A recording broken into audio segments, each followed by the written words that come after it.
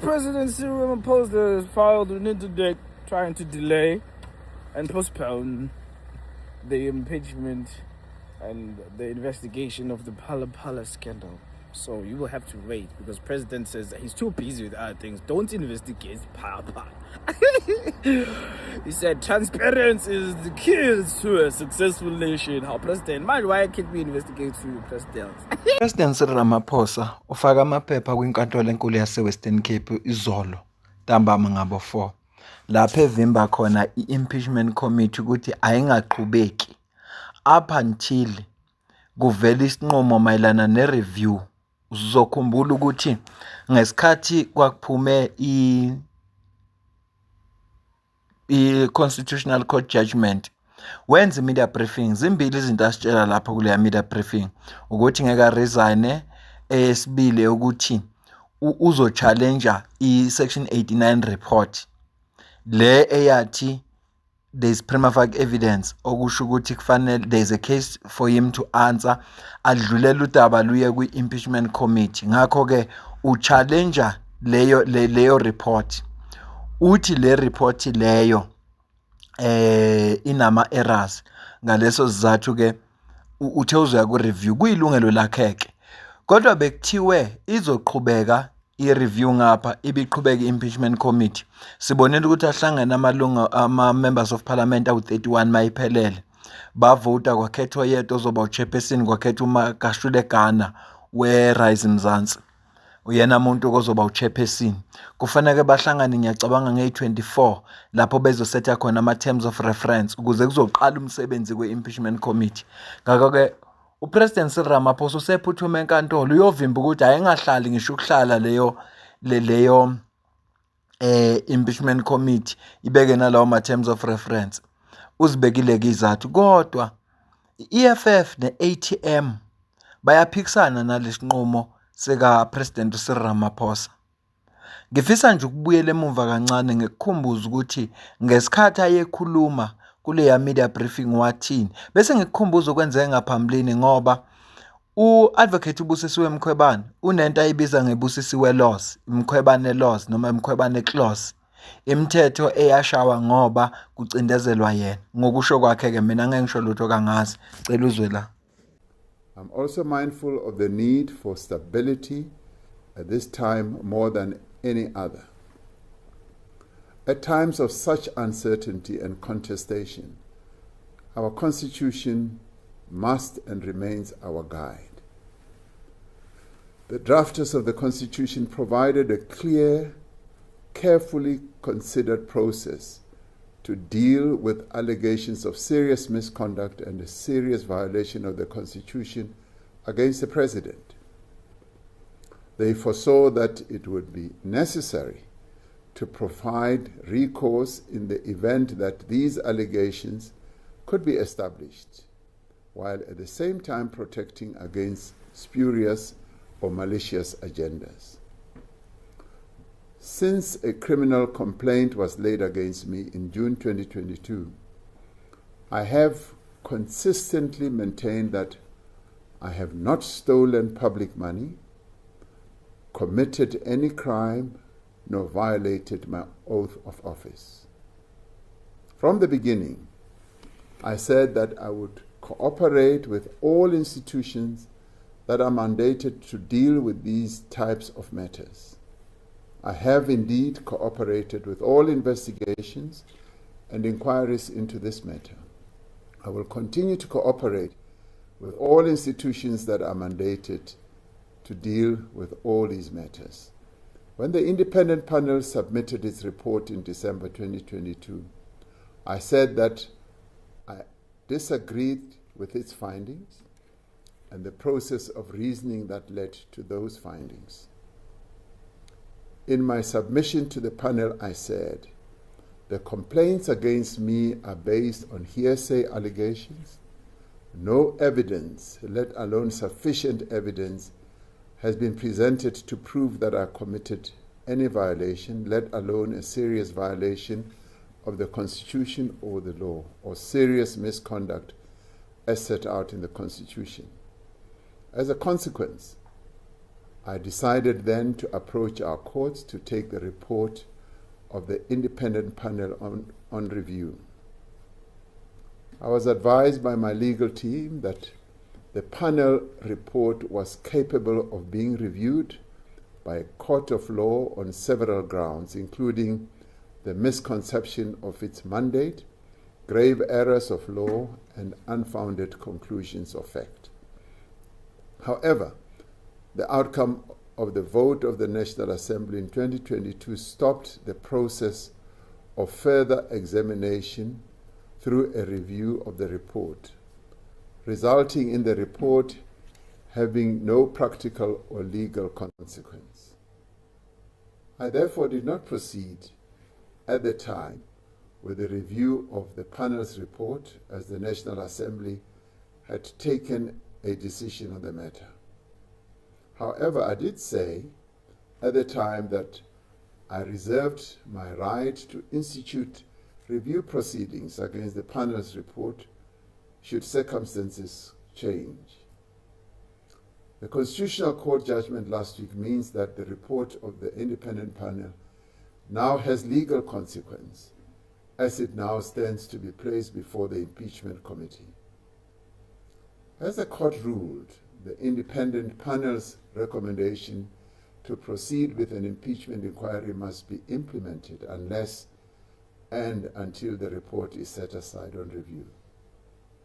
On the basis of advice from my legal team, and as is envisaged by the Constitutional Court when it said unless and until the report is set aside on review, I have therefore decided to proceed to take the independent panel's report on review on an expeditious basis.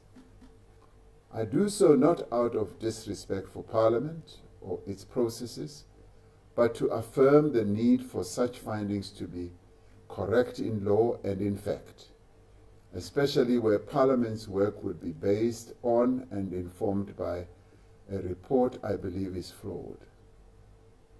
I do so out of respect for the Constitutional Court judgment and the principles of judicial review that it reiterates and reinforces. I also do so in fulfillment of the rights and obligations and processes contained in our Constitution. Umbuzo ofuna sizibuze wona mina nawe ukuthi yini le upresident ayibalekelayo? Yini la angafuni vele? Ngaphela impeachment committee bizokwenza umsebenzi wayo uma yena engenacala. Ubezoya veza uhlangothi lakhe le story, afika ama witness nabantu abazotestifya bonke. Emveni kwalapho idlulele ludaba ngoba uyazazi ukuthi akenza ngalutho. Kodwa lokunyakaza kwakhe kukhombisa ukuthi kukhona kufihlayo. Angisho lutho njalo kangazi. Article yabhalwa iDaily Maverick.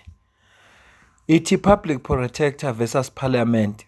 Judges rewrite the rules, triggering Mkhwebane to call for impeachment inquiry to be stopped in its tracks. On the day Parliament Section 194 inquiry set to January 2022 as a provisional deadline to consider the fitness for Office of Public Protector Busisiwe Mkhwebane, the Western Cape High Court dismissed a challenge to the validity of the impeachment rules. In December 2019, the chief whip of the official opposition submitted a motion in the National Assembly to begin the process of removing Advocate Mkhwebane from her position.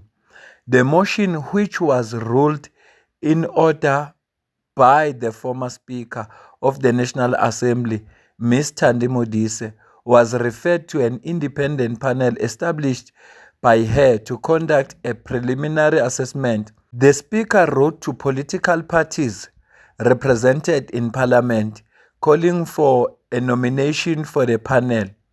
The three-member panel consists of Justice Blessing Nkabinde, Chairperson, Advocate Dumisa Ntsebeza, SC, and Advocate J.D. Val, SC, submitted its report in February 2021, in which it found that there was prima facie evidence that Advocate Mkhwebane has misconducted herself and was incompetent as alleged in the motion.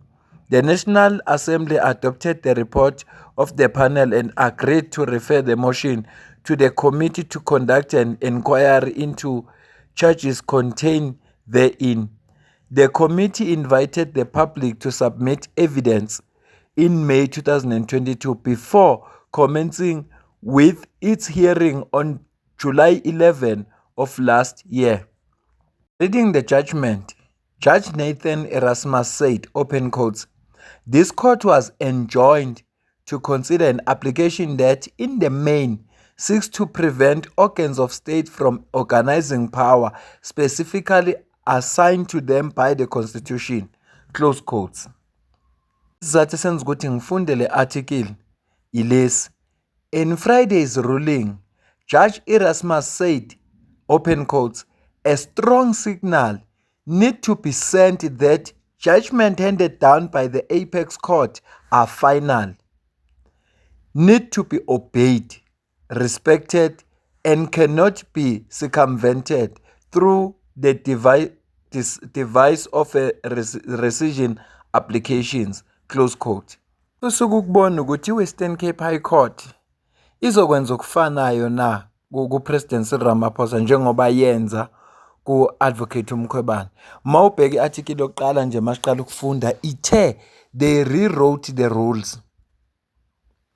Futhi uJudge Erasmus wakubeka kwacaca ukuthi i-Apex Court, Constitutional Court, icourt yokugcina. I-Constitutional Court ethe udaba lidlulele kwi-Impeachment Committee.